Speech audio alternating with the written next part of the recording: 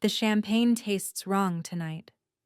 Dante Caruso notices this the moment the crystal touches his lips, the bubbles flat against his tongue like promises from men who smile too wide.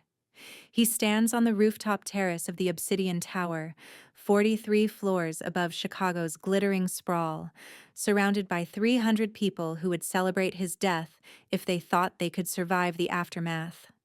The charity gala hums with manufactured elegance.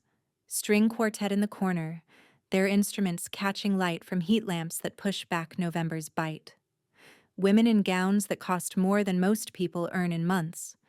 Men in tuxedos tailored to conceal the weapons some of them carry.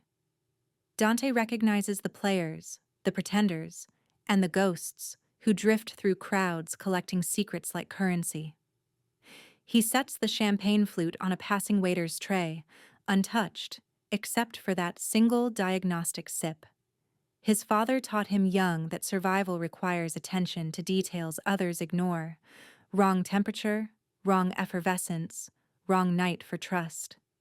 The skyline spreads before him like a kingdom he spent 15 years building from blood and strategy. Lake Michigan stretches black beyond the city lights, infinite and indifferent. He checks his watch, a platinum Patek Philippe that was his father's before the cancer took him. 20 minutes until the auction begins, 30 until he can leave without offending the mayor's wife, who organized this spectacle to fund pediatric oncology research. If you're enjoying this story so far, don't forget to hit the like button and subscribe. Drop a comment telling me where in the world you're watching from. I love hearing from you. Movement catches his attention, reflex honed through situations where noticing wrong details meant survival instead of obituary. A woman approaches from his left, her path intersecting with his position with the precision of orbital mechanics rather than social accident. She wears midnight blue silk that moves like water, conservative cut that somehow emphasizes rather than conceals. Dark hair pulled back reveals a face he doesn't recognize, which itself is notable in a room where he's cataloged every threat and ally. She carries 2 champagne flutes, holding them with the casual confidence of someone comfortable in spaces designed to intimidate. But her eyes scan the terrace with the systematic efficiency Dante associates with security professionals, rather than socialites hunting conversation. She covers the space between them in measured strides, heels silent against expensive tile despite the distance. "Mr. Caruso," she says when she reaches him, voice pitched low enough that surrounding conversations provide acoustic cover. She extends one of the champagne flutes toward him, the gesture appearing natural to anyone watching from a distance. "You should probably hold this, even if you don't drink it. Empty hands make people nervous at events where everyone's performing." "Well?" Dante accepts the glass, his fingers brushing hers in the transfer. Her hands are warm despite the evening chill, steady in ways that suggest either exceptional nerve control or genuine calm in situations that would rattle civilians. He notes calluses on her palm, the kind that come from firearms training rather than tennis rackets or yoga mats. "Do I know you?" he asks, though he already knows the answer. He knows everyone worth knowing in Chicago's interlocking circles of power, and this woman occupies space with the authority of someone who belongs, despite being conspicuously absent from his mental database. "Not yet," she replies, her lips curving into something that approximates a smile while her eyes continue their systematic sweep of the terrace. "But in approximately 15 seconds, you're going to wish you did. Don't react to what I'm about to tell you. Keep your expression exactly as neutral as it is now, and whatever you do, don't turn around." Dante's body tenses microscopically, years of survival instinct activating before conscious thought can process the warning. But he maintains his posture, the casual stance of someone making small talk with an attractive stranger at a charity gala. His reflection in the terrace's glass railing shows nothing but bored elegance. "There's a sniper on you," she whispers, her voice carrying the clinical detachment of someone delivering a medical diagnosis rather than death sentence. "Red dot centered on your upper spine, between your shoulder blades. Probably .308 caliber based on the dot's size and clarity. Range approximately 400 meters, likely from the Lexington Building's mechanical room. Winds from the west at 8 miles per hour, which he's already compensated for based on the dot's stability. The information lands like ice water through Dante's nervous system, his mind immediately calculating trajectories and options while his body maintains the facade of relaxed conversation. He survived 7 serious assassination attempts in 15 years, each one teaching lessons written in blood and scar tissue. But none have begun with a stranger delivering tactical briefings at charity galas. "Why are you telling me this?" he asks, the question emerging calmer than he feels. Around them, guests laugh at jokes that aren't funny and network with people they privately despise. The ordinary machinery of power and pretense grinding forward, oblivious to the scope trained on his back. "Because I have questions that require you alive to answer," she says, tilting her champagne flute toward her lips without actually drinking. The gesture appears natural, giving her reason to stand close and speak quietly. "And because the people who hired me to kill you made a critical mistake when they assumed I wouldn't notice certain details about why they want you dead." Dante processes this revelation with the speed that's kept him alive through situations designed to ensure his death. This woman is an assassin, was an assassin, is currently standing between him and another killer while armed with information that should terrify him, but instead triggers curiosity sharp as broken glass. "You were hired to kill me," he states, rather than asks, needing the confirmation spoken aloud to assess whether this is an elaborate trap or genuine deflection. His peripheral vision tracks her body language, searching for tells that would reveal deception or threat. "3 days ago," she confirms, her tone carrying the professional neutrality of someone discussing business arrangements rather than murder contracts. "Half payment up front, half on confirmation of death." But the client made several mistakes that suggested this wasn't a simple territorial dispute or business elimination. They were too eager, too specific about timeline and location, and too unconcerned about collateral damage parameters. The wind shifts slightly, carrying the scent of her perfume, something subtle and expensive that doesn't match the profile of professional killers he's encountered. Those tend toward absence of scent, chemical neutrality that prevents sense memory from creating identification risks. This woman wears a fragrance that suggests identity rather than anonymity. "Keep talking," Dante says, his voice dropping even lower. The string quartet transitions into something by Vivaldi, the notes cascading across the terrace with Baroque complexity. "And stay exactly where you are. Your positioning is blocking the shot." Her smile becomes genuine for a fraction of a second, appreciation flickering across features that suggest intelligence, operating several moves ahead of most people in the room. "The client specified you needed to die during this specific event, in public view, with maximum witness coverage. That's not how professional contracts work. We prefer privacy, controlled environments, and minimal complications. Public assassinations are statement killings, message deliveries that prioritize spectacle over efficiency." Dante's mind races through implications, connecting patterns he hadn't fully recognized until this woman outlined them with surgical precision. The timing of tonight's gala, the unusual security arrangements the venue had insisted on, the mayor's wife personally ensuring his attendance. Pieces assembling into a picture that makes his blood run cold. "They want my death to look like a statement from a rival organization," he says, understanding crystallizing. "Frame it as territorial war escalation that triggers responses throughout the city.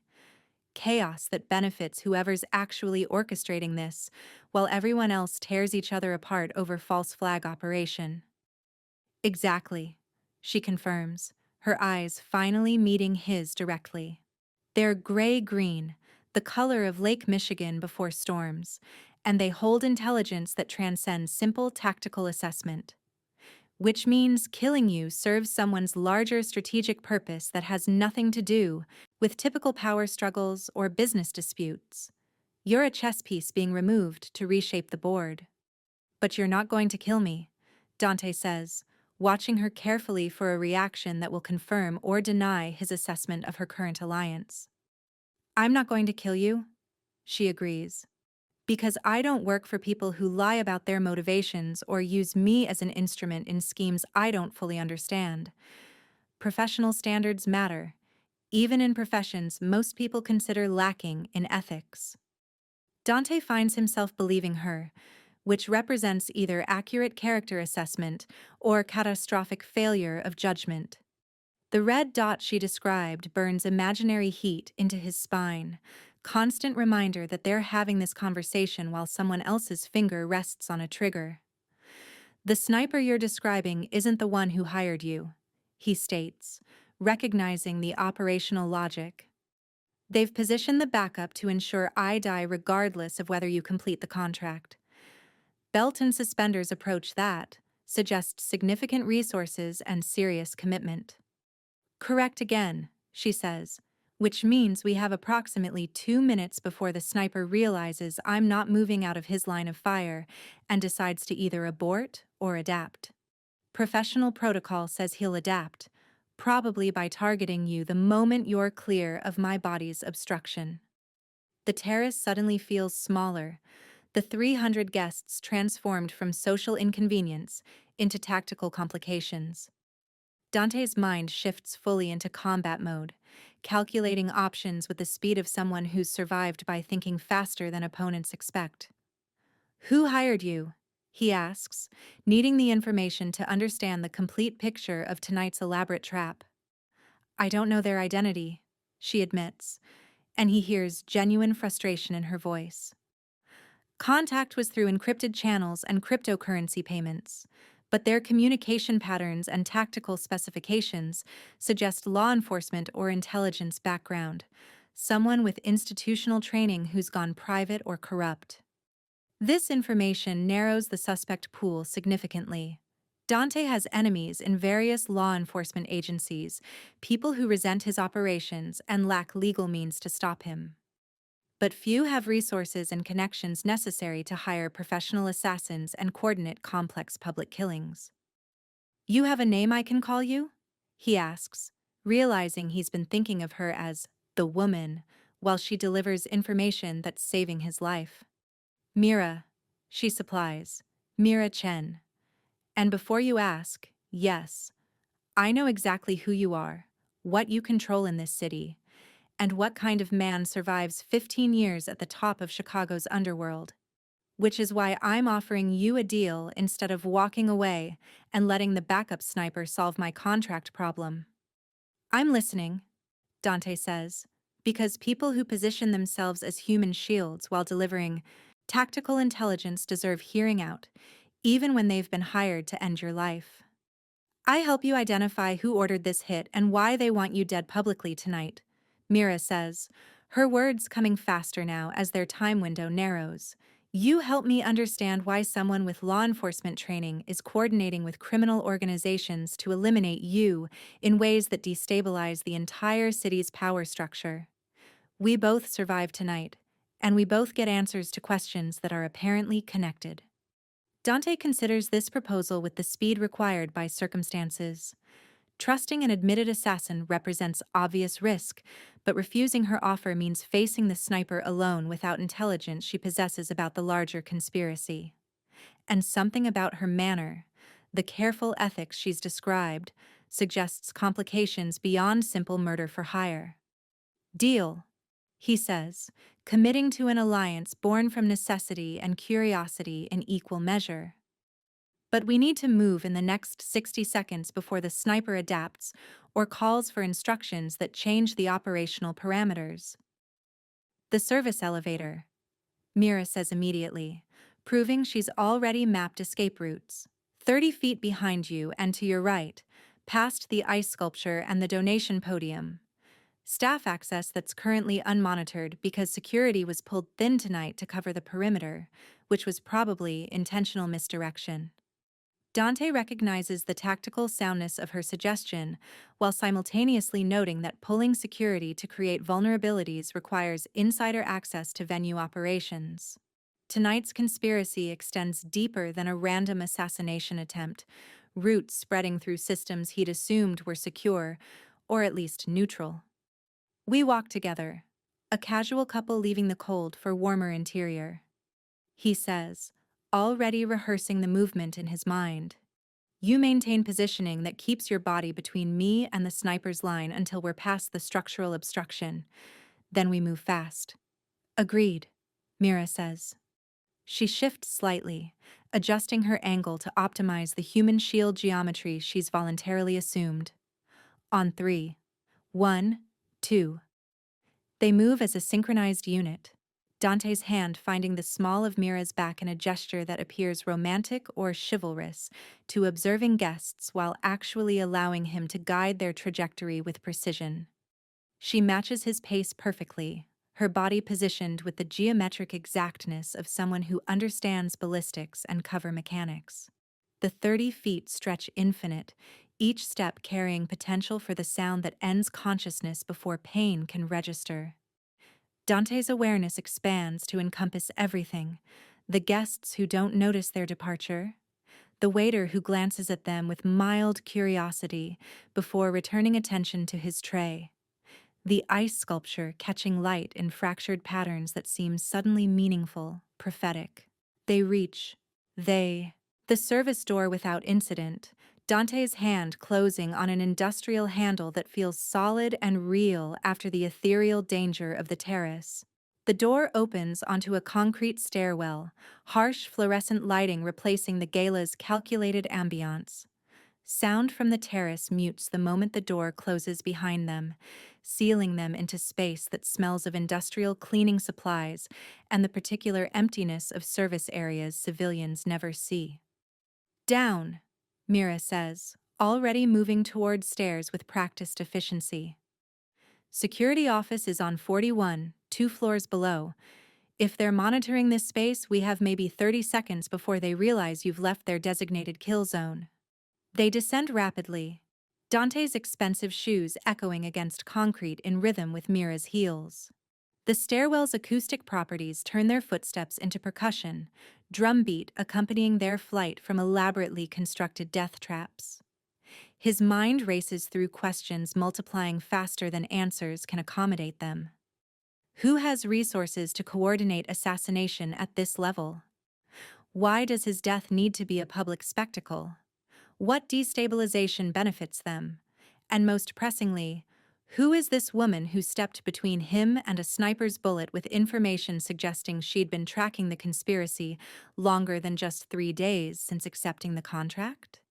They reach the 41st floor landing, Mira pausing to check the door's small window before committing to exit. Her movements carry muscle memory of repeated training, scenarios drilled until proper procedure becomes automatic rather than deliberate choice. Clear, she says, pushing through into the carpeted hallway that serves the building's premium office suites. The space is empty at this hour, glass doors revealing darkened reception areas and conference rooms waiting for Monday morning to restore their purpose. My car is in the executive parking structure, level 3, Dante says, pulling his phone to signal his driver through an encrypted messaging app. We can regroup somewhere secure, compare information, and figure out who we're actually fighting. Mira nods, but her attention stays fixed on their surroundings, alert for threats that could emerge from any direction. They'll have people watching your known vehicles and properties. We should assume everything connected to your normal operations is compromised or under surveillance. The assessment is correct, but inconvenient, forcing Dante to acknowledge how thoroughly tonight's plot has been structured to eliminate his usual advantages. His organization, his resources, his safe locations, all potentially weaponized against him by people who'd studied his patterns and prepared counters. I have contingencies they don't know about, he says, thinking of the apartment in Old Town he'd acquired under Shell Corporation names, maintained specifically for situations requiring absolute invisibility. Places that, Don't connect to any documented property or business interest. That's what everyone thinks until they discover enemies thought 3 moves ahead. Mira replies, but without condescension. Simple tactical reality delivered by someone who's learned these lessons through experience. But we don't have better options right now, so a secure contingency location works as a starting point. They move through the hallway toward the parking garage access, Dante's senses hyper-alert for indication that the conspiracy has adapted to their escape. The building feels wrong tonight, familiar spaces transformed into potential ambush sites by knowledge that hidden enemies have positioned themselves throughout the infrastructure. Mira stops suddenly, her hand shooting out to halt Dante's forward movement. Her head tilts slightly, listening to something he can't yet hear. Then he catches it, voices from around the corner ahead. Low conversation and tones suggesting coordination rather than casual discussion. Confirmed he left the terrace with an unknown female. Security footage being reviewed now. Stand by for updated positioning. The words drift down the hallway with damning clarity. They've been tracked faster than Mira's estimated timeline, suggesting resources and coordination beyond typical criminal operations.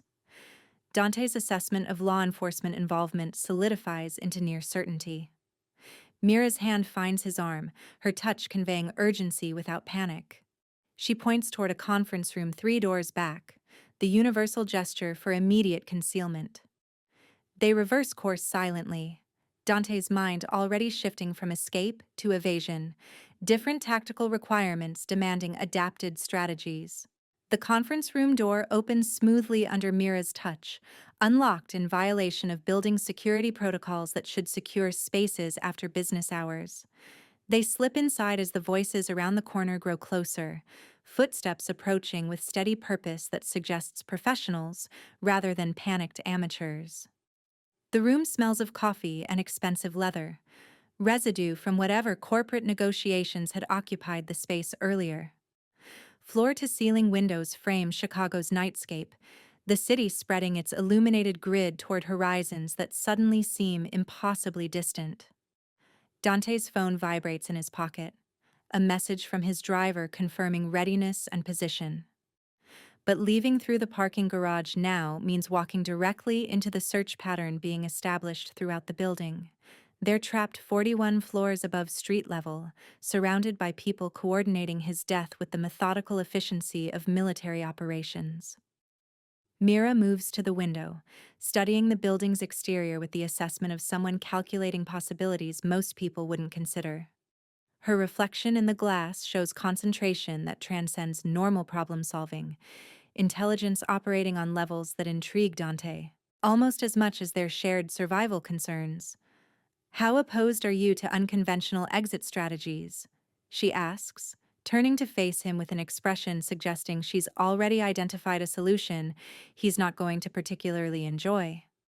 Dante looks at Mira's reflection in the glass, then follows her gaze to the building's exterior where maintenance scaffolding clings to the structure like a metal skeleton. He's survived 15 years in Chicago's underworld by being smart enough to avoid unnecessary risks, and everything about what she's implying screams unnecessary. "The scaffolding," he says flatly, already knowing the answer but hoping he's wrong. "The scaffolding," she confirms, moving closer to examine the window's latch mechanism. Her fingers trace the seal with professional assessment, searching for the release that will transform the barrier into exit. It connects to the construction elevator on the building's south face. From there, we can descend to street level without passing through any interior checkpoints they're currently establishing.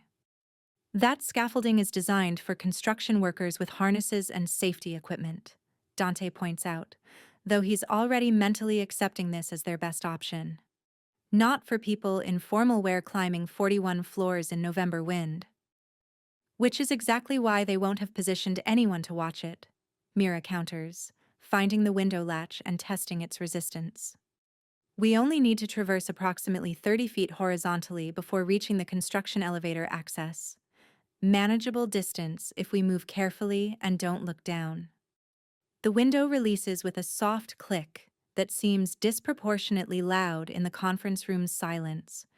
Cold air rushes in immediately, carrying the scent of city and altitude and the particular emptiness of heights that should humble human ambition. The wind at 41 floors hits differently than street-level breezes, aggressive and constant, reminding climbers that gravity never stops calculating. Mira slips off her heels with practiced efficiency, the gesture pragmatic rather than performative. Her bare feet against the carpet reveal she's already committed to this plan regardless of Dante's comfort level. She gathers her dress's hem, securing it with what appears to be a small clip produced from somewhere in the fabric's folds, transforming the elegant gown into something approximating mobility. "You've done this before," Dante observes, removing his own jacket and tie. The tuxedo will be ruined, but being alive in ruined formal wear beats the alternative. "Different buildings, similar principles," Mira says, her attention focused on the scaffolding structure visible through the open window. "Architecture varies, but physics stays consistent. Metal frameworks support predictable weight loads, and construction elevators operate on simple mechanical principles that don't require authorized access to activate." She swings one leg through the window with athletic grace, her body transitioning from climate-controlled interior to exposed exterior with the smooth efficiency of someone who's navigated similar situations. The wind catches her hair immediately, pulling strands from their careful styling into wild patterns that frame her face in ways that make her seem simultaneously more vulnerable and more dangerous. Dante follows, his expensive shoes finding purchase on the narrow metal ledge that runs along the building's exterior. The city spreads below them, Chicago's grid glowing with electricity and human activity that continues oblivious to their precarious position. His hands grip the scaffolding's cold metal framework, fingers finding holds that feel solid despite their exposure. "Don't look down," Mira advises, already moving laterally along the scaffolding with confidence that suggests either fearlessness or well-concealed terror. "Focus on the next handhold, the next step. Treat it like a horizontal ladder rather than a vertical drop." The advice is sound, and Dante concentrates on immediate movement rather than philosophical contemplation of mortality. His body remembers lessons from years ago, before power and wealth, when survival sometimes required climbing fire escapes and scaling walls to avoid situations that would have ended with police custody or worse. The wind pushes against them with inconsistent force, gusts alternating with relative calm in patterns that feel malicious despite being simple meteorology. The scaffolding sways slightly under their combined weight, movement that's probably within safety tolerances, but feels apocalyptic when experienced 41 floors above concrete. "You still haven't told me why you're really helping me," Dante says, needing conversation to distract from the void pulling at his peripheral vision. "Professional ethics only explains not killing me. It doesn't explain actively protecting me or sharing intelligence about the conspiracy." Mira pauses at a junction where scaffolding connects to the building's main support structure, testing the next section before committing her weight. "Because 3 days ago they didn't just hire me to kill you," she says, her voice carrying over the wind. "They hired 3 other contractors simultaneously, without informing any of us about the redundancy. That's not professional protocol. That's insurance against professional standards." The implication settles over Dante like the cold at this altitude. Multiple simultaneous contracts meant the client expected at least one assassin to decline or fail, preparing backups to ensure his death regardless of individual professional decisions. The level of resources and planning required spoke to organizational depth beyond typical criminal operations. They were always planning to eliminate whoever accepted the primary contract, Dante realizes, the conspiracy's shape becoming clearer. "Loose ends that needed tying once I was dead. Your professional ethics saved your life as much as mine." "Correct," Mira confirms, resuming movement toward the construction elevator visible 30 feet ahead. "Which means we're both targets now. both complications to a plan that required clean execution and zero witnesses who understand the actual architecture of what happened tonight. They reach the construction elevator's platform, a metal cage suspended by cables that look far too thin for Dante's psychological comfort. Mira examines the control panel with the focused attention of someone who understands mechanical systems, her fingers tracing wiring with diagnostic precision. "It's been disabled," she announces after 30 seconds of examination, frustration evident in her tone. "Not just locked out, physically disabled. Someone cut power to the motor control circuits." She looks up at the building's exterior, calculating alternatives that won't require returning through interior spaces now crawling with coordinated search teams. "Fire escape," Dante says, pointing to the external stairwell visible 20 feet below their current position. "We can drop to that platform, then descend through the emergency stairs. It'll take longer but avoids both the interior and the disabled elevator." Mira assesses the distance with eyes that measure trajectories like ballistic computers. "That's a significant drop onto metal grating. Injury risk is substantial, especially for you in dress shoes with leather soles offering zero shock absorption." "Do you have a better suggestion?" Dante asks, already knowing the answer. Their options narrow with each minute as the search pattern expands and additional resources mobilize throughout the building. She doesn't respond verbally, instead moving to the scaffolding's edge where a vertical support beam extends downward toward the fire escape platform. The beam offers a potential climbing route for someone with upper body strength and willingness to trust 50-year-old construction infrastructure with their life. "You're insane," Dante says, watching her test the beam's stability with experimental weight distribution. "I'm practical," she corrects, wrapping her legs around the metal beam with technique suggesting gymnastics training or military obstacle course experience. "And I'm committed to us both surviving tonight, which requires adaptation when primary plans fail." She descends the beam with controlled slide, her hands and legs managing friction and speed with practiced efficiency. The 15-foot drop takes maybe 10 seconds, ending with her landing in a crouch on the fire escape platform that absorbs impact with bent knees and forward momentum. Dante watches from above, calculating whether his body can replicate movements that look deceptively simple when performed by someone clearly trained for exactly this kind of physical problem-solving. His pride wars with pragmatism before pragmatism wins, because dead men don't benefit from preserved dignity. He wraps himself around the beam with less grace than Mira demonstrated, his descent controlled more by friction than technique. The metal is cold even through his shirt, drawing heat from his core as he slides downward with teeth clenched against the instinct that screams, "This is a terrible idea, with high probability of catastrophic failure." His feet hit the fire escape platform harder than intended, impact jarring through his ankles and knees with force that would have caused injury if not for Mira's steadying hands catching his shoulders and absorbing some of the momentum. They stand chest to chest for a suspended moment, her face inches from his, her breath visible in the cold air mixing with his own. "Not bad for a crime boss in a tuxedo," she says, a hint of a smile softening her professional assessment. Her hands remain on his shoulders longer than strictly necessary for stabilization, warmth seeping through his shirt, where her palms press against fabric. "Not bad for an assassin in a cocktail dress," he responds, recognizing the moment stretching between them as something more complex than tactical partnership. The adrenaline, the shared danger, the forced intimacy of survival. It creates connections that transcend normal relationship building, bonds forged at temperatures that would destroy ordinary materials. A sound from above shatters the moment. Voices from the conference room they'd abandoned, discovery that the window stands open and their quarry has fled through unconventional means.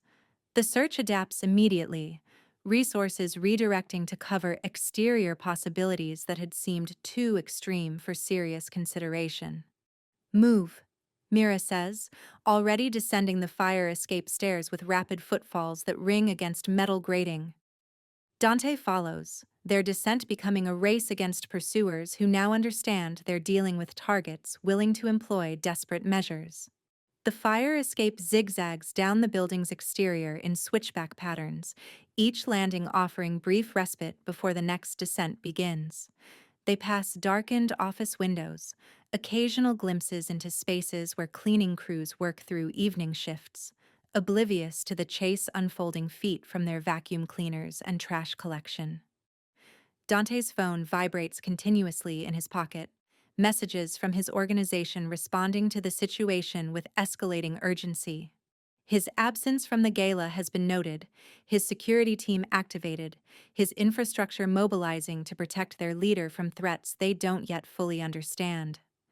But bringing them in now risks expanding the conspiracy's target list, endangering people whose loyalty to him shouldn't cost them their lives. They reach street level breathless and disheveled, emerging from the fire escape into an alley that runs behind the obsidian tower. The contrast between the gala's elegance 43 floors above and the alley's utilitarian grit could not be more pronounced. Dumpsters and loading docks, the city's backstage where garbage and deliveries happen away from public performance.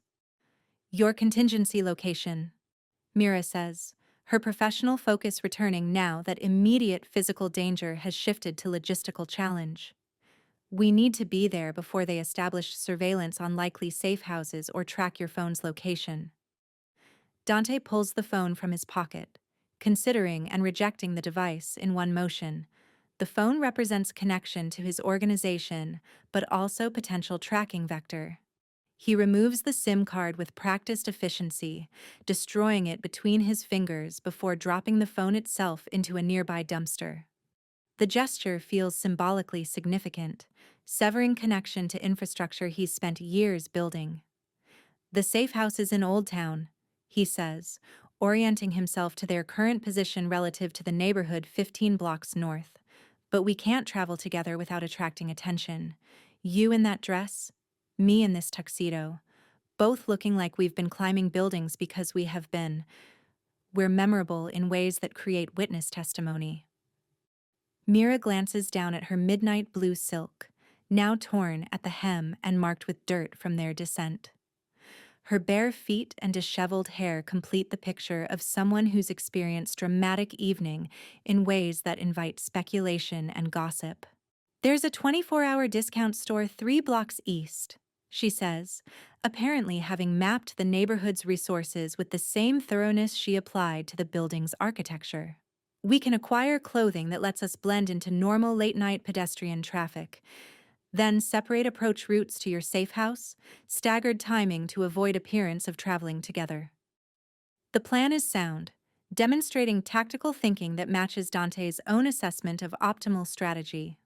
They move through the alley toward the street, emerging onto sidewalks still populated with evening foot traffic despite the hour and temperature. Chicago never fully sleeps, the city's energy continuing through night shifts and insomnia, and people whose circumstances require movement when others rest.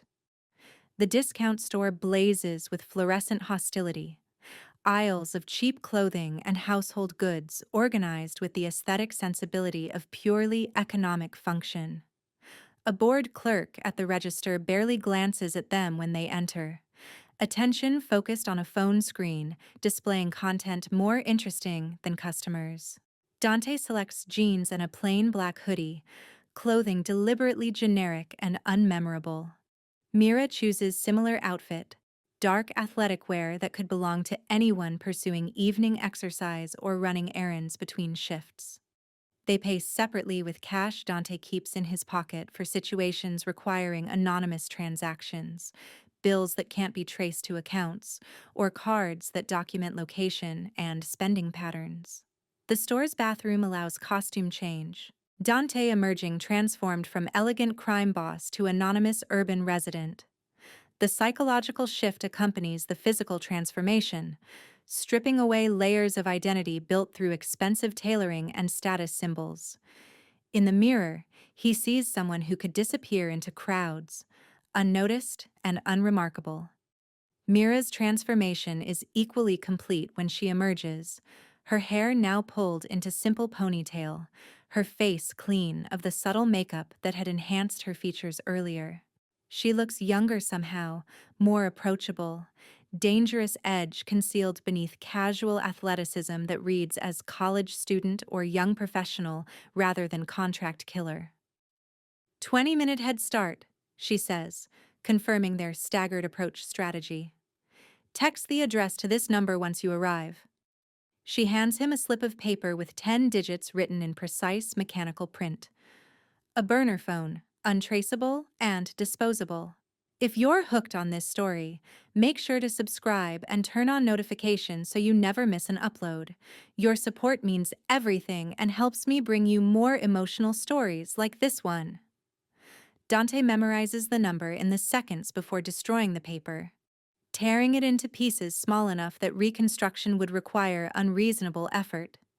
He purchases a cheap prepaid phone from the store's electronics section, paying cash and avoiding eye contact with the clerk, whose interest remains absent despite the unusual nature of midnight customers buying phones and clothing. He leaves first, stepping into November air that feels colder now that adrenaline is fading into exhaustion. His body aches from the building descent, muscles he hasn't stressed in years complaining about recent demands. But he maintains steady pace toward Old Town, navigating through neighborhoods with the fluid awareness of someone who knows Chicago's geography, like personal history. The safe house occupies the third floor of a pre-war building, whose architectural details speak to 1920s craftsmanship before efficiency replaced beauty as primary design principle. Dante acquired the property through shell corporations layered deep enough that surface investigation would reveal nothing connecting the space to his name or operations. The neighborhood itself offers natural cover, density, and diversity that makes tracking individual movements nearly impossible without extensive surveillance infrastructure. He enters through the building's rear access, climbing stairs that smell of old wood and other people's cooking. The apartment's door opens to his key. Space beyond dark and still with the particular quality of places that exist between uses. He'd furnished it minimally but thoughtfully, recognizing that effective safe houses require comfort sufficient for extended stays without luxury that attracts attention. The windows face east, providing view of neighboring buildings and the street 3 floors below. Dante stands in darkness, watching patterns of movement as residents and visitors come and go from surrounding structures. No obvious surveillance, no vehicles that sit too long, or people whose attention focuses too intently on this specific address. He texts Mira the location from his new phone, message containing only the address without context or elaboration. Her response arrives in seconds, single word confirming receipt and estimated arrival time, 23 minutes. He uses the interval to check the apartment's provisions, confirming that supplies he'd stocked months ago remain intact and accessible. Canned food, bottled water, first aid kit, laptop with encrypted hard drive, and a safe containing $50,000 in cash and 2 clean handguns with ammunition. Everything necessary for someone who needs to disappear for days or weeks, while situations resolve or deteriorate beyond point where hiding matters. The knock at the door arrives precisely at the estimated time, 3 measured raps that communicate intention without aggression. Dante checks the peephole before opening, verifying Mira's presence and confirming she's alone. She enters with smooth efficiency, immediately moving to windows to assess sightlines and exposure, just as he'd done. No surveillance that I detected, she confirms after 30 seconds of observation, but professional teams can establish coverage that looks identical to normal urban activity until you know specific tells. We're as secure as we can be without complete isolation, Dante agrees, securing the door's deadbolt and chain.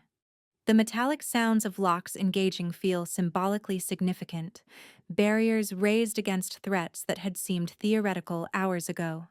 They stand in the small living room, the space suddenly feeling more intimate now that immediate danger has receded enough to allow awareness beyond pure survival. Mira has transformed again during her separate journey, her posture relaxing fractionally from combat readiness into something approaching normal human ease. "We need to share everything we know," Dante says, moving to the kitchen area to prepare coffee. The ritual of normal activity helps ground him, hands performing familiar tasks, while his mind processes the evening's accumulated impossibilities.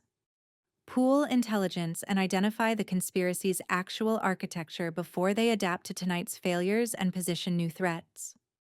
Mira settles onto the couch, her body language revealing exhaustion she'd concealed during action phases.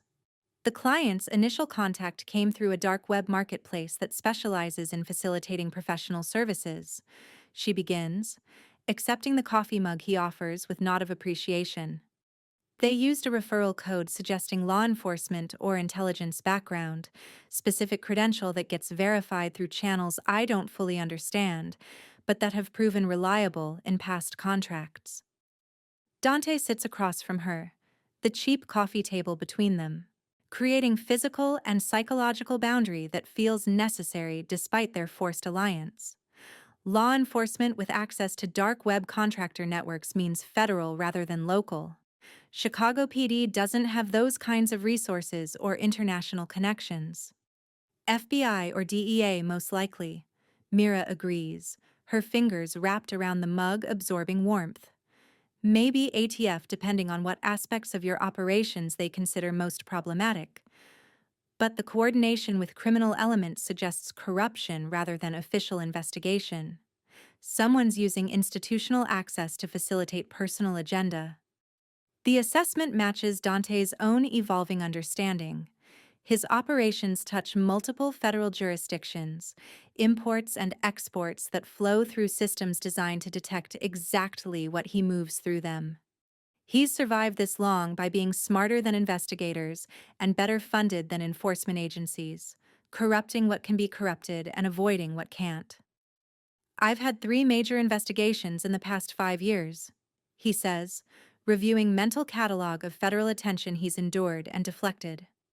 2 DEA task forces and 1 FBI organized crime unit, all eventually abandoned due to insufficient evidence or jurisdictional complications. But investigations don't disappear. They just shift to different approaches. "Who led those investigations?" Mira asks, her intelligence already connecting patterns Dante is building toward. "Different agents, different focuses," he says, pulling out the laptop to access encrypted files his organization maintains on law enforcement personnel. But there's overlap in supporting roles. Analysts, prosecutors, supervisory staff who touched multiple cases despite different primary investigators. The laptop boots slowly. Security protocols requiring authentication layers that protect information that could destroy lives or save them depending on how intelligence gets deployed. Dante navigates to files containing surveillance photos and organizational charts, mapping federal law enforcement structures as they relate to his operations. Mira joins him on the couch, close enough now that he can smell her shampoo beneath the evening's accumulation of sweat and stress. She studies the screen with focused attention, her training evident in how quickly she processes complex information and identifies relevant patterns from noise. "There," she says, pointing to a name that appears in all 3 investigation files. Supervisory Special Agent Marcus Torrance, senior analyst assigned to DEA's Chicago field office, but detailed to support major investigations across agencies. He has access to intelligence from multiple jurisdictions and coordination authority that would allow positioning resources for operations like tonight. Dante enlarges Torrance's photo and bio, studying features that suggest intelligence rather than physical intimidation. Early 50s, 25 years with DEA, multiple commendations for analytical work that broke major trafficking cases. The kind of career that should conclude with retirement pension and quiet satisfaction of public service competently rendered. What makes a decorated federal agent with a quarter century of service decide to coordinate my assassination? Dante asks. The question rhetorical but important for understanding Torrance's motivation and likely next moves. Money, ideology, or personal vendetta? Mira responds, ticking off standard motivations on her fingers. Or some combination that transforms professional antagonism into private crusade. You've been the target of multiple investigations he supported. Maybe he's someone who can't accept when people he considers criminals avoid accountability through the legal system's limitations. The psychological profile fits patterns Dante has observed in law enforcement personnel, who cross lines separating professional duty from personal mission. They convince themselves that working outside official channels serves justice better than following rules that protect guilty along with innocent. Corruption dressed as righteousness, arguably more dangerous than simple greed because it doesn't recognize its own moral compromise.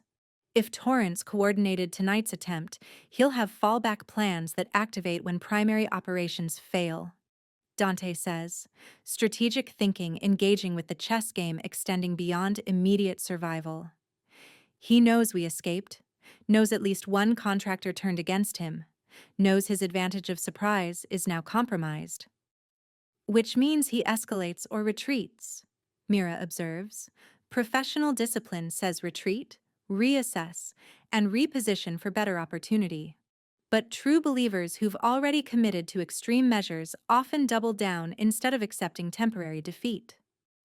The analysis carries weight of experience, suggesting Mira has encountered similar personalities in whatever career path led her to contract killing with ethical boundaries most professionals in her field don't maintain. Dante finds himself increasingly curious about her history, the experiences that shaped someone who climbs buildings in formal wear while delivering tactical intelligence with surgical precision. We need leverage against Torrance before he mobilizes additional resources, Dante says, already planning offensive operations to shift dynamics from defensive reaction to proactive attack. Evidence of his corruption, proof he hired contractors, documentation that forces him to choose between exposure and backing down. I have recordings of our communications, Mira offers, pulling her own phone from pocket and navigating to encrypted files. Audio and text messages that establish his coordination of the contract, though they're probably insufficient for legal prosecution without additional corroborating evidence. Defense attorneys would argue authentication issues and chain of custody problems. Dante considers the materials she's describing, recognizing their value while understanding their limitations. Legal prosecution requires standards that make conviction difficult, designed to protect innocent defendants, but simultaneously shielding guilty parties who understand systems' vulnerabilities. But public exposure operates under different rules than criminal trials, requiring only credibility sufficient to destroy reputations and careers. We don't need to convict him in court, Dante says, strategic pivot crystallizing. We need to make continuing his crusade against me more costly than abandoning it, mutually assured destruction that incentivizes truce, even between people who'd prefer each other dead. Mira nods slowly, approval evident in her expression. Threaten to expose his coordination with criminal contractors if he pursues additional attempts on your life. Create standoff where both sides possess weapons they'd prefer not to deploy, but will if forced. The plan has elegant simplicity that appeals to Dante's preference for solutions that avoid unnecessary violence while maintaining effective deterrence. He's survived 15 years not through constant warfare, but through strategic positioning that makes attacking him more trouble than competitors consider worthwhile. Extending that logic to corrupt federal agents requires adaptation, but not fundamental strategic revision. I'll need to verify Torrance's involvement independently before deploying evidence against him, Dante says, recognizing that Mira's intelligence, while valuable, comes from source whose complete reliability he can't yet confirm. No offense to your assessment, but staking my survival on information from someone who was hired to kill me 24 hours ago requires verification through channels I control. None taken, Mira responds, without visible offense. Professional paranoia is how we've both survived careers that kill most practitioners within 5 years. You'd be stupid to trust me completely, and I respect intelligence more than blind faith. The acknowledgement settles between them as foundation for partnership that transcends temporary alliance. They're building something more durable than desperate cooperation, structure that might survive beyond tonight's immediate crisis into longer-term collaboration between people whose skills complement each other in ways neither had anticipated seeking. Dante's body reminds him suddenly that he's been operating on adrenaline and coffee for hours, exhaustion pressing against mental defenses with increasing insistence. The couch beneath him feels impossibly comfortable despite being cheap furniture selected for function rather than luxury.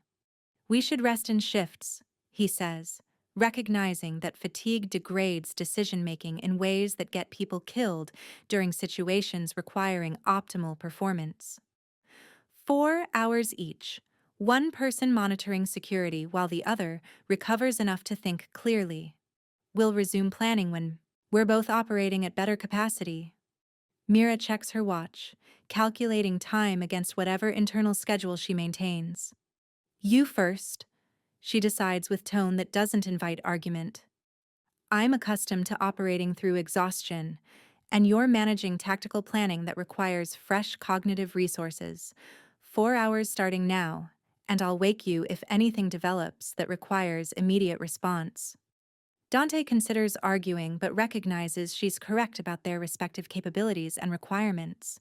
He's the strategist here, the person whose criminal infrastructure and local knowledge creates foundation for whatever operations they mount against Torrance. Mira is the specialist, trained for exactly the kind of direct action that might become necessary if deterrence fails. The bedroom contains only a mattress on a simple frame, sheets and blankets sufficient for basic comfort without pretense toward luxury. Dante removes his shoes but keeps the rest of his clothing on, professional paranoia maintaining readiness for situations requiring immediate mobility. The pillow smells clean and neutral, fabric softener from whenever the building superintendent handled laundry weeks or months ago. Sleep should be impossible given circumstances, but his body overrides conscious resistance with biological imperatives that won't be denied. His eyes close and consciousness fragments into dreams that blend tonight's events with memories from years past, creating surreal narrative where Mira's face appears in situations she couldn't have witnessed. Psychological integration processing her presence into mental maps usually occupied only by long-term associates. He wakes to her hand on his shoulder, gentle pressure that communicates urgency without panic. The room is darker now, curtains drawn against light from surrounding buildings. Her face appears in shadow above him, features barely visible but somehow more revealing in darkness than harsh light would allow. Movement outside, she says quietly, her voice pitched to carry without echoing. Not immediate threat, but vehicles that arrived separately and parked with overlapping sight lines to our building. Could be coincidence, but I don't believe in coincidences during active operations. Dante is fully alert instantly, combat readiness overriding sleep's lingering fog. He moves to the window, staying back from the glass while studying the street 3 floors below. 2 sedans, 1 dark SUV, all within visual range of the building's entrances. The vehicles could belong to residents or visitors, but their positioning suggests surveillance rather than legitimate parking decisions. How long since they arrived? He asks, watching for movement inside the vehicles or signs of coordination between occupants. Staggered timing over the last 40 minutes, Mira reports, her own attention split between the window and her phone screen, showing feeds from apps Dante hadn't realized she'd installed. First sedan arrived 38 minutes ago, second at 26 minutes, SUV at 17 minutes. No one's exited any vehicle, and the sedan's occupants appear to be maintaining communication based on body language visible through windows. The tactical discipline suggests professional operation rather than random criminal element. Torrance has located them faster than Dante anticipated, either through surveillance capability he'd underestimated or information sources he hadn't accounted for. The safe house's security is now compromised, transforming refuge into trap if they don't act quickly. We have maybe 30 minutes before they confirm our presence and move from surveillance to action, Dante assesses, mind already racing through escape routes and countermeasures. The building has rear access through the alley, but they'll have positioned someone to cover it once they established front surveillance. Fire escape again? Mira suggests, grim humor in her tone, acknowledging that their evening has developed unfortunate pattern of climbing external building infrastructure. Roof access and neighboring building connection, Dante counters, recalling the neighborhood's architecture when he'd selected this location. These pre-war buildings share common walls with minimal separation. We can move laterally through roof spaces before descending 3 buildings east, emerging beyond their established surveillance perimeter. Mira nods approval of the strategy, already moving toward the apartment's door. They gather minimal supplies, Dante securing the laptop and cash from the safe while leaving everything else behind. Material possessions matter less than mobility when situations require rapid adaptation to changing tactical landscapes. The building's roof access requires navigating a narrow stairwell that smells of decay and pigeon nesting, but the door at the top opens smoothly, despite rust suggesting disuse. Chicago's skyline spreads around them, familiar geography transformed by perspective and pressure. The neighboring building sits 8 feet away across an alley 3 stories deep, gap that seems simultaneously trivial and catastrophic, depending on psychological relationship with heights and consequences. "You've got to be kidding," Dante says, though he's already calculating the running start necessary to clear the distance. "Physics doesn't care about our comfort levels," Mira responds, backing up to establish approach trajectory. 8 feet lateral distance? Maybe 6-inch elevation change, well within human jumping capacity given adequate momentum. The landing matters more than the gap. She runs with controlled power, her body demonstrating technique that transforms potentially fatal gap into athletic challenge. Her feet leave the roof edge with precise timing, trajectory carrying her across empty air with elegant efficiency. She lands in roll that absorbs impact across multiple body parts rather than concentrated, stress that would cause injury, coming up in crouch that immediately scans for threats or complications. Dante follows with less grace but sufficient competency, his jump clearing the gap with margins smaller than he'd prefer, but adequate for continued survival. The landing jars through his knees and shoulders, reminder that his body is 42 years old and protesting recent demands that would challenge someone half his age with military training. They move across rooftops with rapid efficiency, crossing 3 buildings before descending through a fire escape that deposits them on a residential street, several blocks from the safe house's compromised location. The neighborhood continues its evening rhythm, delivery vehicles and residents returning from late shifts. Urban density providing cover through sheer volume of human activity. "We need a new location," Mira states the obvious while pulling out her phone to check for pursuit or adjusted surveillance patterns. "Somewhere he can't connect to you through property records or known associates. Alternative infrastructure that exists outside your organization's normal operational territory." Dante's mind catalogs possibilities, reviewing properties and connections that might serve their needs without exposing additional people to Torrance's expanding operation. His infrastructure extends throughout Chicago, but that same reach creates documentation trails that federal investigator would access through official or corrupt channels. "I know someone," he says, decision crystallizing. "Former associate who retired from operational work 5 years ago. We parted on good terms, and she maintains properties throughout the city as passive income investments. She'll provide temporary shelter without asking questions that would force answers I can't comfortably give. Mira studies him with expression suggesting careful evaluation. You trust this person with our lives? Because that's what we're doing by exposing our location to anyone outside our immediate circle of confirmed allies. I trust her pragmatism, Dante responds, which is different than trust, but potentially more reliable. She benefits from my continued survival through business arrangements that would suffer if I died. And she's smart enough to recognize that helping us now creates leverage she can deploy later for favors she might need. Mutual interest often proves more durable than affection or loyalty. The assessment is cynical but accurate, and Mira nods acceptance of the logic even as something in her expression suggests disappointment with a worldview that reduces human relationship to transactional calculations. They flag a cab, anonymous transportation that requires cash, but avoids the documentation associated with ride-sharing apps and their GPS tracking. The address Dante provides belongs to a brownstone in Lincoln Park, upscale neighborhood where wealth concentrates with sufficient density that security infrastructure tends toward sophisticated private systems rather than public police presence.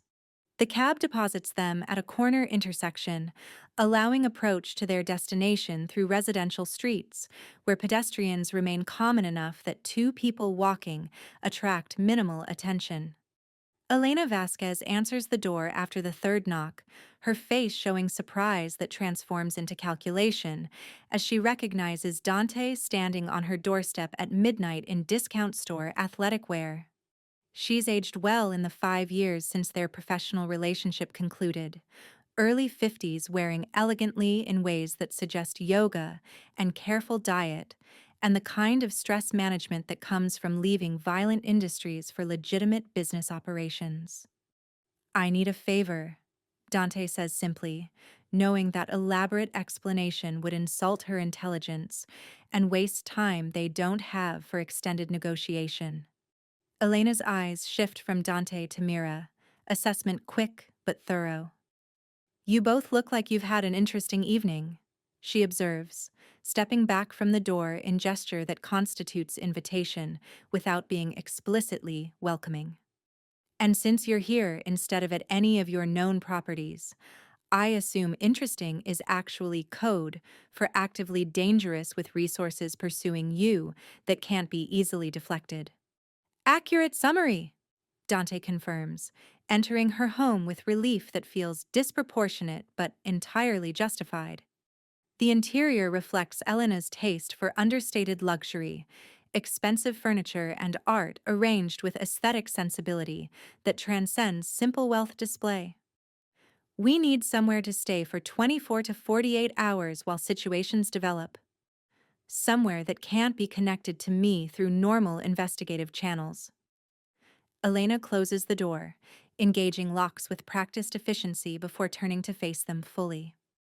This is going to cost you, she says without hostility, simply stating transaction terms that will govern their interaction.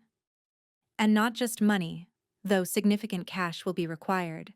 I want information about the situation I'm involving myself in, sufficient detail that I can make informed decisions about my own risk exposure. Fair terms, Dante agrees, recognizing that Elena's demand for transparency represents a reasonable price for sanctuary. The situation involves corrupt federal agent coordinating with criminal contractors to eliminate me through methods designed to destabilize Chicago's power structures.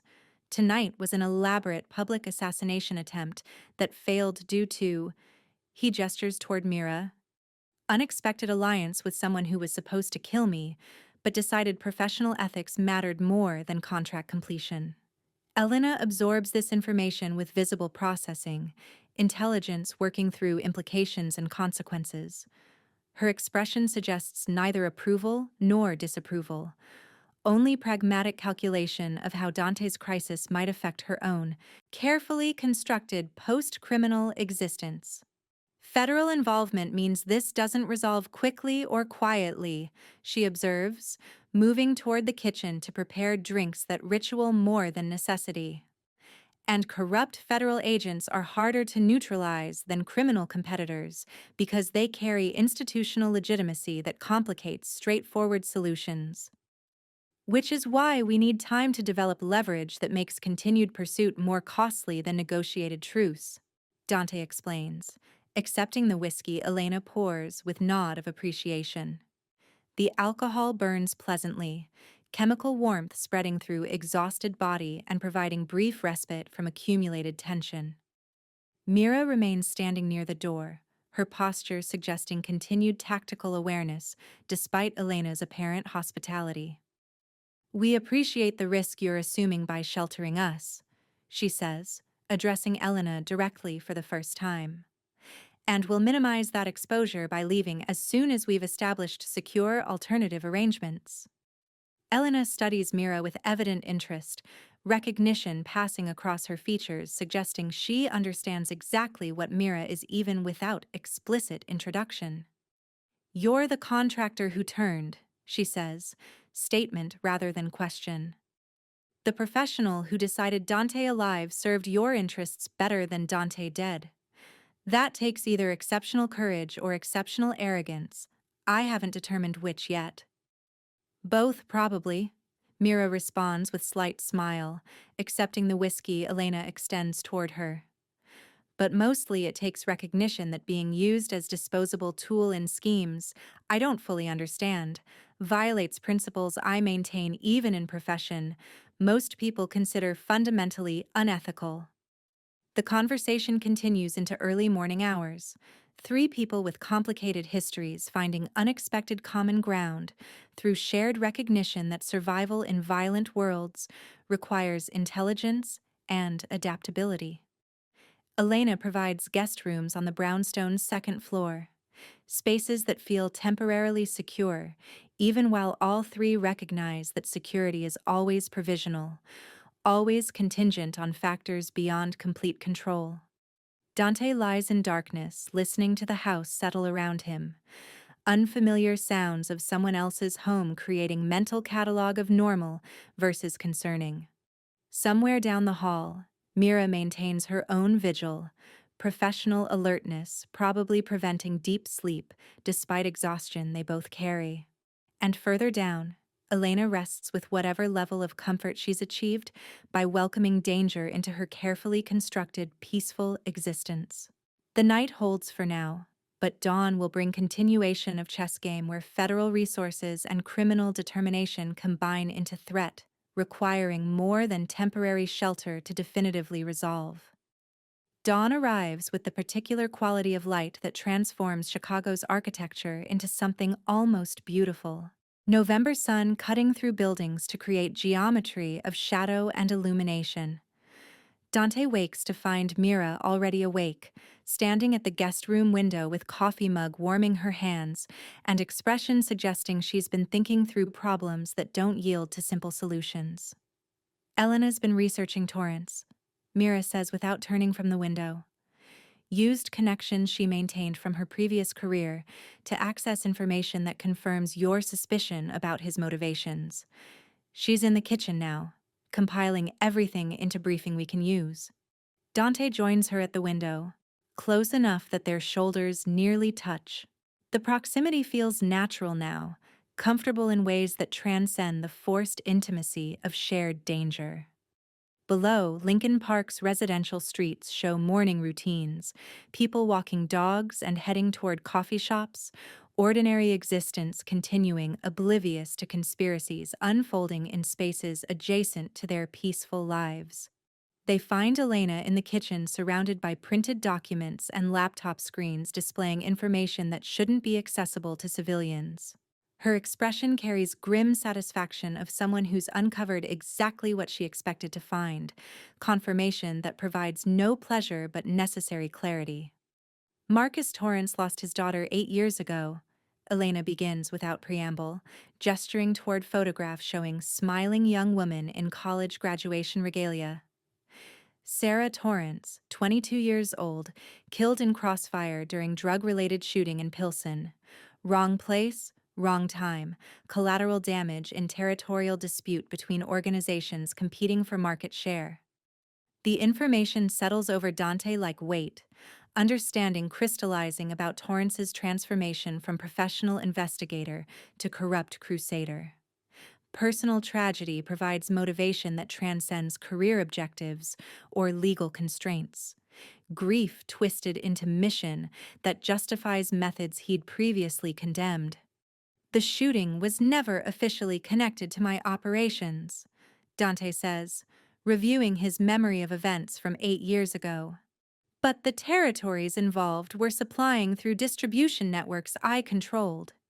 Indirect responsibility rather than direct culpability, but enough connection that father looking for someone to blame would find pathway to me. He's spent 8 years building cases against you, Elena continues, pulling up investigation files that show obsessive documentation spanning multiple agencies and approaches. Every case that closed due to insufficient evidence or jurisdictional complications just fed his conviction that you're untouchable through legitimate channels. So he decided to create his own justice outside systems that failed his daughter. Mira absorbs this with expression suggesting professional understanding complicated by human empathy. He's not wrong that legal system fails victims sometimes, she observes quietly, but grief doesn't justify becoming exactly the kind of corrupt official that enables criminal operations to flourish. He's transformed himself into the problem he claims to oppose. The psychological complexity makes Torrance more dangerous than simple greed or ambition would create.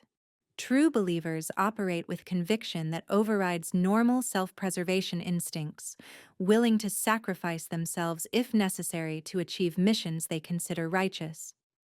Deterrence strategies that work against rational actors fail when confronting zealots who've already accepted martyrdom as acceptable cost. We can't negotiate with him, Dante says, recognizing the tactical reality. He's not motivated by interests we can address or fears we can leverage. His daughter's death created wound that won't heal through any compensation or threat we could deploy. But we can expose him, Elena counters, her fingers navigating through digital files with practiced efficiency. Documentation of his coordination with criminal contractors, evidence of corruption that would destroy his career and legacy. Even if prosecution fails, public exposure would end his ability to operate with institutional authority that currently amplifies his personal crusade. The strategy represents mutually assured destruction rather than negotiated peace, scorched earth approach that leaves both sides damaged but achieves objective of ending Torrance's coordinated assault. Dante considers the implications, weighing costs against alternatives that seem increasingly limited as Torrance's resources mobilize. Exposure triggers investigation that could expand beyond Torrance into my operations, Dante observes, recognizing how interconnected threads might unravel beyond intended targets. Federal scrutiny intensifies once corruption becomes public scandal. Other agents without personal vendettas start examining cases Torrance touched, questioning whether his failures resulted from my sophistication or his deliberate sabotage. True, Elena acknowledges, but alternative is continued assault from federal agent with essentially unlimited resources and willingness to operate outside legal constraints. You're already engaged in war you didn't choose. Question is whether you fight it on terms that acknowledge reality or pretend normal rules still apply. Mira moves closer to the laptop, studying Torrance's file with tactical assessment that considers human dimensions alongside strategic calculations. He's alone in this conspiracy, she says, pointing to communication patterns that show limited coordination with other federal personnel. His corruption is personal project rather than institutional operation, which means exposing him doesn't necessarily trigger broader investigation. Other agents might actually welcome evidence that explains why their cases against you failed, external sabotage rather than their own inadequacy. The assessment provides tactical opening Dante hadn't fully considered, pathway toward containment that isolates Torrance rather than expanding conflict into wider confrontation with federal law enforcement. The strategy requires precision and careful messaging, but offers possibility of resolution that doesn't destroy everything he's built over 15 years. We need leverage beyond just exposing his corruption, Dante says, strategic thinking engaging fully now that immediate survival pressure has eased into operational planning space. We need his cooperation in containing fallout, his active participation in narrative that explains investigation failures without creating cascading consequences. That requires understanding what he values beyond his vendetta against me. Elena pulls up additional research showing Torrance's life beyond professional obsession. Younger son, 16 years old, attended private school and showed talent for mathematics. Ex-wife remarried but maintained civil relationship with Torrance for their son's benefit. Elderly mother in assisted living facility, care expenses covered by Torrance's federal salary and benefits. He still has people he cares about, Elena observes. Vulnerabilities we could leverage if we're willing to threaten collateral damage the same way his vendetta has threatened everyone connected to you. The suggestion hangs in air between them, morally complicated in ways that make Dante uncomfortable despite his long history of expedient decisions. He's built empire through willingness to make hard choices, but targeting federal agent's teenage son crosses lines that invite retribution beyond strategic advantage. Some tactics create enemies that persist beyond immediate conflicts, vendettas that span generations and destroy more than they protect. No, Mira says firmly before Dante can respond. We don't threaten his son or vulnerable family members. That makes us exactly what Torrance already believes we are, and it justifies everything he's done in his own mind. We need to be better than his worst assumptions, or we validate the crusade that's already cost too many lives. Dante finds himself agreeing with assessment that combines tactical wisdom with ethical boundaries he appreciates more than he'd expected. Mira's presence has shifted his decision-making calculus in subtle ways, introducing variables that transcend simple optimization toward introducing considerations he'd previously dismissed as luxuries he couldn't afford. Then we focus on his professional legacy and legal exposure, Dante decides, strategy crystallizing around parameters that feel sustainable rather than pyrrhic. Document his corruption thoroughly, create evidence chain that would survive legal scrutiny, but offer him deal before deploying it publicly. He cooperates in closing cases against me with narrative that preserves some dignity, or we expose everything, and he faces prosecution that ends his career and pension he needs to support family.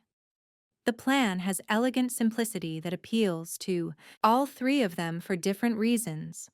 Elena appreciates the pragmatic balance between aggression and restraint. Mira values the ethical boundaries that prevent unnecessary collateral damage, and Dante recognizes strategic soundness of resolution that achieves objectives without creating permanent enemies who'll pursue revenge across decades.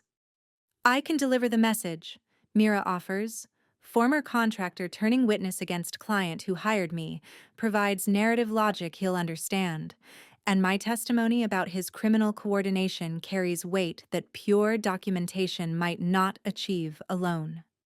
Plus, meeting with me allows him to assess situation's seriousness without direct confrontation that would escalate tensions unnecessarily. He'll try to arrest you, Dante points out, recognizing tactical risk in Mira's proposal. Federal agent suddenly presented with confessing assassin might prioritize that opportunity over broader strategic considerations about his own exposure. Let him try, Mira says with confidence that suggests she's already calculated contingencies. I'll meet him in public location with sufficient witnesses that violent arrest becomes complicated, and I'll make clear immediately that my testimony and evidence deploy automatically if I don't report safe conclusion of our meeting. Mutually assured destruction creates incentive for conversation rather than immediate law enforcement action.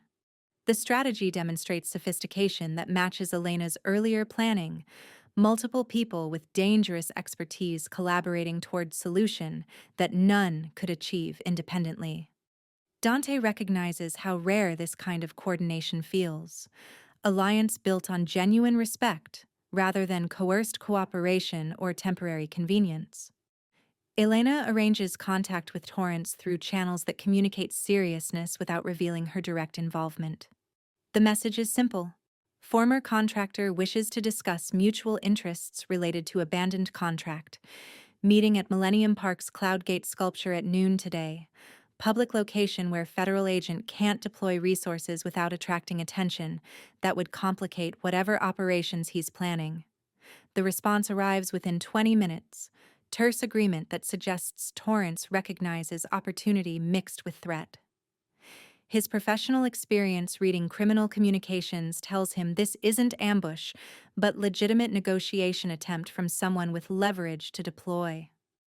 The speed of his acceptance reveals how urgently he wants to understand what went wrong with carefully planned assassination that should have succeeded.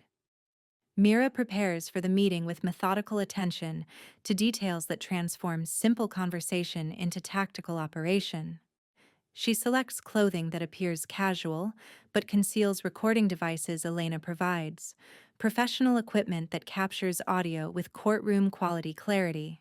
Backup files upload automatically to cloud storage, with distribution triggers Torrance can't intercept or prevent, insurance that creates framework for negotiation rather than simple confrontation. Dante wants to accompany her, but recognizes his presence would transform negotiation into confrontation that serves neither of their interests. Instead, Elena arranges surveillance from distance, positioned with clear sight lines but sufficient separation that Torrance won't identify monitoring unless he deploys counter-surveillance resources that would reveal his own tactical sophistication. Don't let him intimidate you into accepting blame you don't deserve, Dante says as Mira prepares to leave. His hand finds hers, contact that's become natural over the past 36 hours of forced proximity and shared danger. You made ethical choice in situation designed to eliminate ethical options. That takes courage most people never develop, and it deserves recognition rather than prosecution. Mira's expression softens, vulnerability breaking through professional composure for a moment that feels intimate despite Elena's presence across the room. I'm not afraid of Torrance or federal prosecution, she says quietly. I'm afraid of what happens after we resolve this crisis and return to our separate lives. I'm afraid that connection forged through survival doesn't translate into something sustainable when danger recedes, and we remember we're fundamentally different people with incompatible worldviews. The admission strikes Dante with unexpected force, recognition that Mira has been thinking about futures beyond immediate tactical challenges. He's spent 36 hours focused on survival and strategy, but she's been contemplating emotional geography that extends past the crisis that brought them together. We figure that out after we ensure there is an after to worry about, he says, the deflection gentle rather than dismissive. One crisis at a time, and right now the crisis is federal agent who won't stop until either he's dead or I am. Everything else is future problem that requires surviving present to address. Mira nods acceptance of his logic even as something in her eyes suggests disappointment with his inability to engage emotional complexity with same sophistication he applies to tactical challenges. She leaves through Elena's front door into November cold that seems harsher now than during previous nights when adrenaline provided insulation against mere physical discomfort. Dante and Elena watch surveillance feeds from multiple angles as Mira makes her way toward Millennium Park. Public transportation and pedestrian routes that avoid creating predictable patterns someone might exploit. The city moves around her with Monday morning energy, professionals heading to offices and tourists beginning exploration of Chicago's cultural landmarks. Cloud Gate sculpture reflects distorted city surrounding it, stainless steel beam creating funhouse mirror effect that transforms recognizable architecture into abstract shapes. Mira arrives 15 minutes early, positioning herself with clear view of approaches while maintaining appearance of casual tourist appreciating public art. Her body language reveals no tension despite circumstances, professional composure that would fool anyone not trained to recognize subtle tells. Torrance appears exactly on time, punctuality speaking to military precision that governed his career before grief twisted professional discipline toward criminal conspiracy. He's smaller than his photos suggested, average height and build that would disappear into crowds, but his movement carries authority that transcends physical presence. This is someone accustomed to command, to being heard and obeyed, regardless of whether people like what he's saying. They stand facing each other with cloud gate between them, stainless steel reflecting their images in distorted multiplication. Tourists flow around them, oblivious to conversation that could determine whether Chicago's criminal landscape transforms through negotiated peace or violent escalation. "You're the contractor who refused the assignment," Torrance says, his voice carrying across the space between them with clarity Elena's surveillance captures perfectly. "The professional who decided ethics matter more than payment." "I'm the contractor you tried to use as disposable tool in conspiracy I didn't consent to fully understanding," Mira corrects, establishing framing that positions her as victim rather than criminal. Multiple simultaneous contracts, backup snipers, elimination plans for anyone who succeeded or failed in killing Dante Caruso. You weren't hiring professionals. You were recruiting sacrificial assets for operation designed to leave no witnesses. Torrance's expression shifts microscopically, acknowledgement that she's accurately assessed his operational design. "Caruso is responsible for my daughter's death," he says, the words carrying weight of 8 years of grief compressed into single declaration. "Legal system failed to hold him accountable, so I created accountability through channels that actually achieve justice, rather than protecting criminals with expensive lawyers and corrupt judges." "Your daughter died in crossfire 8 years ago," Mira responds, her tone carrying sympathy that doesn't concede his logic. "Tragedy that never should have happened, violence that speaks to failures throughout system. But Dante Caruso didn't pull the trigger, didn't order the shooting, didn't benefit from your daughter's death. You've spent 8 years targeting someone adjacent to the actual crime because he represents symbol you can focus rage toward. That's not justice. That's grief looking for outlet that makes pain feel purposeful." The psychological assessment cuts deeper than tactical arguments, addressing emotional core that motivates Torrance's crusade. He flinches almost imperceptibly, recognition that this stranger has identified wound he's spent years pretending was righteous anger rather than unprocessed trauma. "You have evidence of my coordination with criminal contractors," Torrance says, shifting toward negotiation from justification. "Otherwise, you wouldn't risk meeting federal agent with outstanding murder-for-hire charges you could face. What do you want? Money? Immunity? Safe passage out of jurisdiction where I can't pursue prosecution?" "I want you to stop," Mira says simply. "End your vendetta against Caruso. Close your investigations without prejudice. Allow him to continue operations that don't actually kill innocent people, despite your conviction that he's responsible for every tragedy that touches his business territories. In exchange, I don't expose your corruption, don't testify about your criminal coordination, and don't destroy career and pension you need to support family you still have." Torrance absorbs the offer with visible calculation, recognizing deal that preserves what matters to him while requiring abandonment of 8-year crusade. His face shows conflict between grief that demands continued pursuit and pragmatism that recognizes when battles become unwinnable.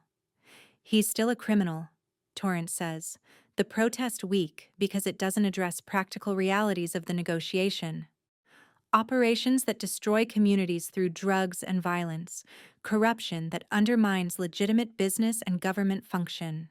Letting him continue unchallenged means accepting moral compromise I swore oath to prevent. "Then arrest him legitimately," Mira challenges. Calling bluff, both of them recognize. Build case that survives legal scrutiny. Gather evidence that convinces juries beyond reasonable doubt. Work within system you claim failed, only because you weren't smart enough or patient enough to achieve results through proper channels. But stop using my profession and criminal coordination to accomplish through murder what you can't achieve through law enforcement. The accusation lands with precision that makes Torrance visibly uncomfortable, forcing him to confront transformation from lawman to criminal that he's justified through noble intentions. Elena's surveillance captures his internal struggle, the moment where corrupt crusader recognizes he's become exactly what he claims to oppose. If I agree to end investigations and stop pursuit, he has to maintain certain boundaries, Torrance finally says, negotiation accepting premise while establishing terms. No expansion into territories that increase violence, no operations that target or endanger civilians, verification mechanism that lets me confirm he's honoring agreement without me deploying resources I no longer have justification for using. Mira nods slowly, recognizing this represents movement toward genuine resolution rather than temporary ceasefire. Those terms are acceptable in principle. Specific details need negotiation between you and Caruso directly. But your willingness to discuss boundaries rather than demand unconditional surrender suggests you recognize reality that neither of you wins through continued warfare. Torrance studies her with expression mixing respect and regret, seeing person who could have been ally in different circumstances. You're better than the profession you've chosen, he says quietly. Intelligence and ethics wasted on work that destroys rather than builds. Whatever happens next, I hope you find path that channels capabilities towards something worthy of them. The statement carries surprising sincerity. Federal agent recognizing human complexity in assassin who disrupted his plans through adherence to professional standards he should respect, but doesn't fully understand. Mira accepts the observation without responding, allowing Torrance his moment of moral superiority that costs nothing and might facilitate continued cooperation. They separate without further conversation, understanding achieved through negotiation that transcends simple victory or defeat. Torrance walks toward Michigan Avenue with shoulders that carry less weight than during his approach. Burden of 8-year vendetta releasing slightly as pragmatism overrides grief's demands for impossible justice. Mira remains at Cloudgate for 10 minutes, ensuring separation before departing through different route. Dante watches the surveillance feeds with emotions he can't fully categorize, relief mixing with something approaching respect for Torrance's willingness to negotiate rather than escalate. The federal agent remains dangerous and unpredictable, but demonstrated capacity for rational calculation rather than pure zealotry suggests future relationship might achieve stability even without trust. Mira returns to Elena's brownstone 90 minutes later, exhaustion and satisfaction competing for dominance in her expression. She collapses onto the couch beside Dante, their bodies finding natural configuration that speaks to comfort developing beyond tactical necessity. Elena discreetly withdraws to her study, recognizing moment that doesn't require audience. He agreed in principle, Mira reports, her voice carrying fatigue that goes beyond physical tiredness into emotional expenditure. Specific terms need negotiation, but framework exists for resolution that doesn't require either of you dying or sacrificing everything you've built.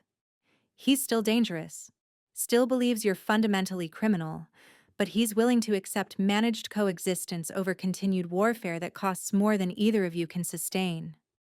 Dante processes this information with cautious optimism, recognizing successful negotiation while maintaining awareness that agreements mean nothing without enforcement mechanisms and continued vigilance. You did better than I expected, he admits.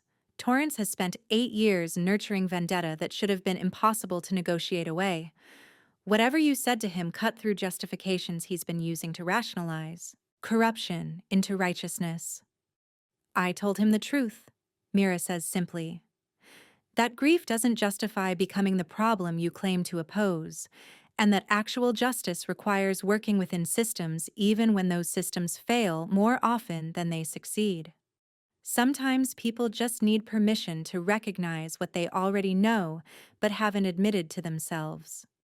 The insight reveals depth of understanding that transcends tactical intelligence, emotional wisdom that complements her professional capabilities in ways Dante finds increasingly compelling. They sit in comfortable silence for several minutes, processing the past 48 hours of danger and alliance and unexpected connection that neither had planned, but both have grown to value. What happens now? Mira finally asks, the question carrying weight that extends beyond immediate tactical considerations into territory neither has explicitly addressed. We've survived the crisis, negotiated resolution to immediate threat, created framework for managing Torrance's future behavior. But we haven't talked about what comes after the crisis ends, and we return to our separate lives. Dante recognizes the question as invitation to engage emotional complexity he's been avoiding through focus on practical survival challenges. His entire adult life has been structured around avoiding vulnerability, maintaining control through emotional distance that prevents people from becoming leverages that enemies could exploit. But Mira has seen him desperate and afraid and climbing buildings in formal wear, defenses stripped through circumstances that made pretense impossible. I don't have answer that does justice to what you're asking, he admits, honesty feeling simultaneously liberating and terrifying. My life doesn't accommodate normal relationships or people who aren't prepared to accept that violence follows me constantly, regardless of negotiated truces with specific enemies. Federal agents might agree to managed coexistence, but rival organizations and ambitious subordinates represent perpetual threat that never fully resolves. I'm not asking for normal, Mira responds, her hand finding his with touch that communicates connection beyond words. I'm asking if you see possibility for something sustainable between us, partnership that honors what we've built through shared danger and mutual respect. I know your world is violent. I participated in that violence professionally before meeting you. But I'm tired of being alone, tired of treating human connection as luxury I can't afford, while accumulating money and reputation that mean nothing without someone to share them with. The vulnerability in her confession strikes Dante with force that has nothing to do with physical threat and everything to do with emotional exposure he's spent decades avoiding. She's offering something genuine in a world built on transaction and betrayal, reaching across boundaries that separate people in their profession from possibility of actual intimacy. Stay, he says, the single word echoing their first night together when they'd escaped assassination attempt through combination of skill and desperate improvisation. Not as temporary alliance or tactical convenience, but as genuine partnership that we build deliberately rather than something forced by circumstances. Stay and help me figure out what life looks like when survival isn't the only objective. Mira's smile transforms her face, professional mask dropping to reveal person beneath the assassin's carefully maintained composure. I can work with that, she says, leaning into him with trust that feels like gift, more valuable than any strategic advantage. Though we should probably establish some ground rules about communication and expectations, given that we've spent more time climbing buildings together than actually talking about relationship fundamentals. The observation makes Dante laugh, genuine amusement bubbling up through exhaustion and relief. Professional killers discussing relationship fundamentals feels appropriately absurd given everything else about this situation, he agrees. But yes, ground rules and expectations and all the normal conversations people have when deciding to build something together.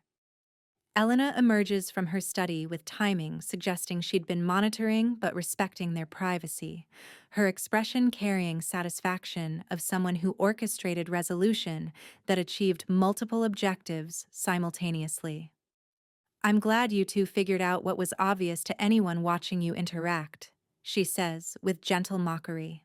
But now that immediate crisis is resolved, and you've acknowledged feelings neither of you wanted to admit, we should discuss longer-term arrangements for managing torrents and preventing future escalation. The practical interruption grounds them back in reality that extends beyond personal connection into operational challenges requiring continued attention. They spend the next several hours working through details of agreement with Torrance, establishing verification mechanisms and communication protocols that allow managed coexistence without requiring trust neither side possesses. Dante contacts his organization with carefully calibrated message explaining recent threat and its resolution, language that maintains authority while acknowledging vulnerability in ways his people rarely see from him. The responses vary from concern to curiosity, but underlying theme is relief that leadership survived challenge and organization remains stable despite temporary disruption. Over the following weeks, new equilibrium establishes itself through small repeated interactions that build precedent and routine. Torrance closes official investigations without fanfare, bureaucratic processes absorbing the conclusion through paperwork that raises minimal questions.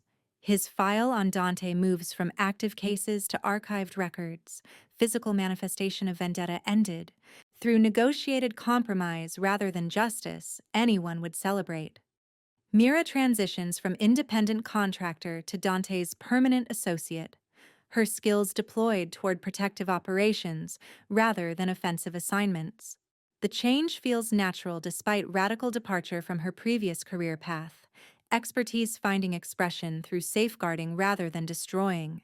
She brings professionalism and ethical boundaries that influence Dante's organization in subtle ways, introducing standards that make them more sustainable and less vulnerable to the kind of corruption that destroyed Torrance's integrity. The Millennium Park becomes their place, location where negotiations succeeded and futures diverged from violence toward possibility. They return there periodically, standing before Cloud Gate watching their reflections multiply and distort in stainless steel that transforms reality into abstraction. Sometimes Torrance appears as well, unspoken acknowledgement of shared history, and continued detente that benefits all three through absence of warfare that would destroy more than it protected. Dante's operations continue because criminal enterprises don't vanish through single negotiation, but they evolve under Mira's influence toward reducing collateral damage and avoiding situations that create innocent victims like Torrance's daughter. The changes are gradual rather than revolutionary, small decisions accumulating into different organizational culture that maintains profitability while minimizing human cost. On a December evening, 6 months after the gala that should have ended his life, Dante stands on a different rooftop with Mira beside him, watching Chicago's lights spread toward horizons. The city that witnessed their desperate escape now feels different, transformed through perspective that comes from surviving crisis and choosing connection over isolation. "Do you regret it?" Mira asks, the question vague but understood between them. "Letting me live that night instead of treating me as threat to be eliminated? Negotiating with Torrance instead of escalating toward warfare that might have permanently resolved federal attention through his death?" "No regrets," Dante responds, arms settling around her shoulders with casual intimacy that still feels novel despite 6 months of practice. "Every choice involves trade-offs and risks, but the path we chose created possibilities that wouldn't exist if we'd defaulted to violence as solution. I have you, which represents value I didn't know I was missing until you appeared in my life, carrying warnings about snipers and forcing me to climb buildings in tuxedos." Mira laughs, sound that carries genuine joy rather than tactical calculation. "I suppose there are worse origin stories for relationship," she agrees. "Though most couples meet at coffee shops or through dating apps rather than while one is hired to kill the other during charity gala assassination attempt. We're not most couples," Dante observes, stating obvious truth that underlies everything about their partnership. "We're two people who found each other through circumstances that should have ended differently, who chose ethics and connection over expedience and isolation, who built something genuine from foundation of shared danger and mutual respect. The Chicago wind carries winter's promise, cold that speaks to survival required for everything that lives in climates where nature doesn't accommodate comfort. But standing together on this rooftop with city spreading below them, cold feels manageable, even welcome as reminder that they've endured worse and emerged stronger. Below them, the city continues its eternal rhythm, people navigating personal crises and celebrated victories, building lives from materials at hand and hope that tomorrow might offer better than today. Dante and Mira are part of that sprawl, criminals building future from violent past, finding redemption not through abandoning who they are, but through channeling capabilities toward purposes that honor complexity rather than reducing everything to zero-sum conflicts. The red dot that started everything has vanished, replaced by clear sightlines and partnership that transforms vulnerability into shared strength. They face whatever comes next together. Two people who survived by being better than circumstances demanded, who chose connection over isolation, who built love from materials most people would consider fundamentally unsuitable for anything beautiful or lasting. Chicago glitters below them, city of broad shoulders and narrow margins, place where survival requires intelligence and adaptability, and willingness to recognize that strength sometimes means accepting help rather than maintaining proud isolation. They belong to this city now, not as separate operators navigating parallel existence, but as genuine partners facing shared future with all its promise and peril.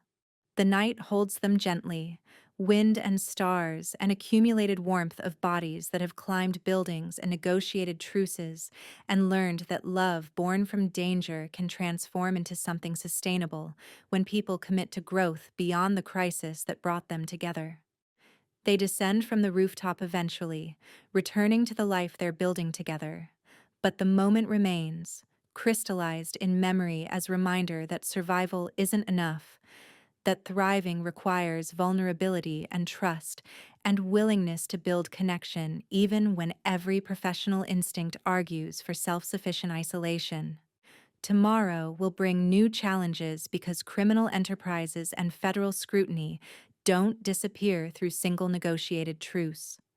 But tomorrow also brings Mira's presence, partnership that transforms every calculation, alliance that makes survival worth the effort required to achieve it. The city watches over them with blind mechanical indifference that somehow feels like a blessing. Urban geography that witnessed their desperate flight now observing their deliberate choice to remain, to build, to commit to a future that honors complexity rather than reducing relationships to simple transactions or temporary alliances. They walk into that future together, hand in hand, two dangerous people who found each other through violence and chose to build something gentle from materials everyone else considered fundamentally unsuitable for anything but destruction. Thank you so much for watching until the end. If you loved this story, check out the other videos on your screen now. I think you'll really enjoy them. And don't forget to subscribe if you haven't already. See you in the next story.